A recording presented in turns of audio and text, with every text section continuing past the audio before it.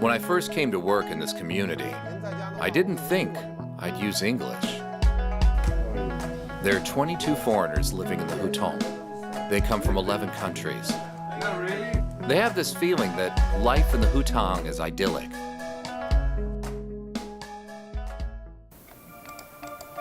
There was an urgent notice, and the residents needed to sign. A Russian resident didn't open his door.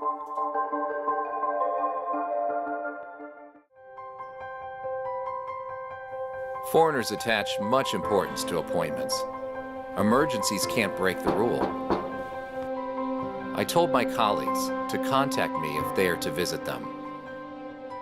You like here? Yeah. Because I'm here? Yeah.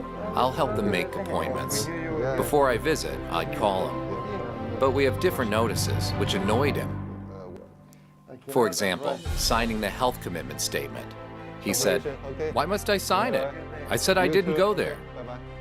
I tried other ways, like explaining it to him on WeChat, but he still didn't want to sign.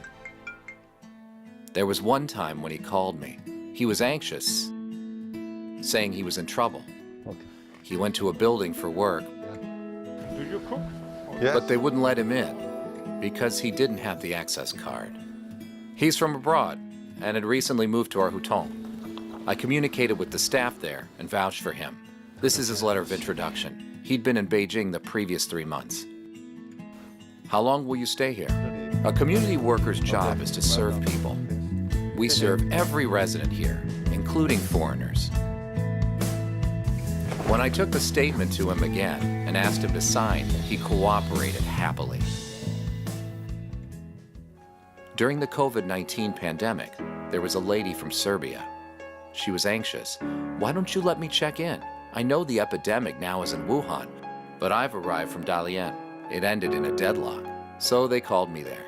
Some residents had gathered around. He stayed abroad for many years.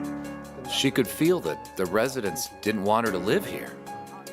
So I went to persuade the residents in a way that she could know I was helping her.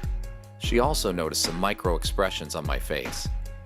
But she still refused to let me see all her plane tickets.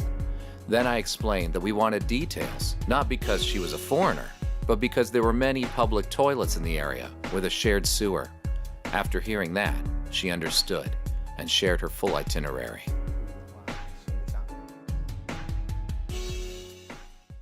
I think the world is one big family.